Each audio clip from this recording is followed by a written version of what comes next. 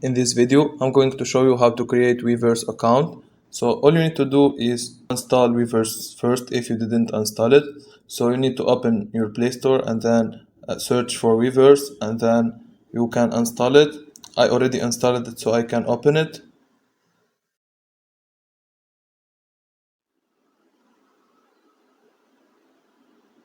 Now we are redirected to login screen or sign up. We will sign up. So we can sign up with email or sign up with Apple or with Google. So we choose with Google.